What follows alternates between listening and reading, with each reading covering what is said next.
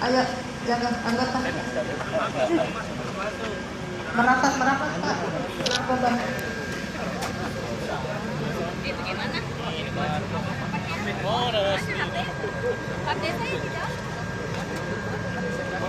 Oke. Kembali ke tempat. Ya, oke.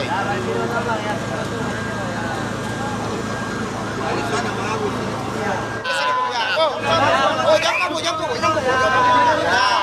jalan. Ya, oke Bu. Oke Bu. Lebar Bu. Enggak usah di belakang. Iya, kanan kiri Bu. Balik sini Bu. Ya. Sini Bu. Ya. Tidak usah di belakang.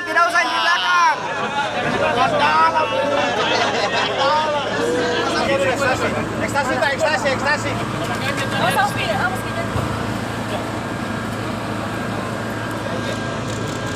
Persiapan bagian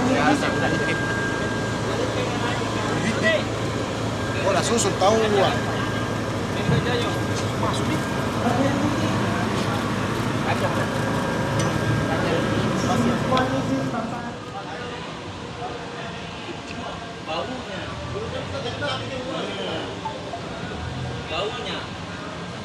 Sabu-sabu yang dibakar ini ya? Sabu-sabu yang dibakar kan ini? Sekarang ini Oh, sabu Ginex. Unex.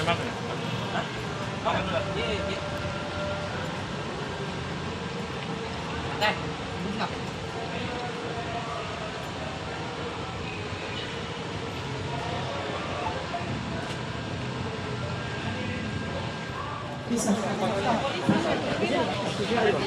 Sini Bang, biar lebih terang-terang. Bang, apa? Bang, untuk pemusnahan hari ini Bang, seperti apa Bang? Jadi tadi udah kita saksikan bersama-sama rekan-rekan ini juga donasikan dalam rangka pemusnahan di mana kegiatan dimulai dari awal yaitu pada bulan Januari ini kita telah mendapatkan ketetapan dari ketetapan dari pengadilan kejaksaan.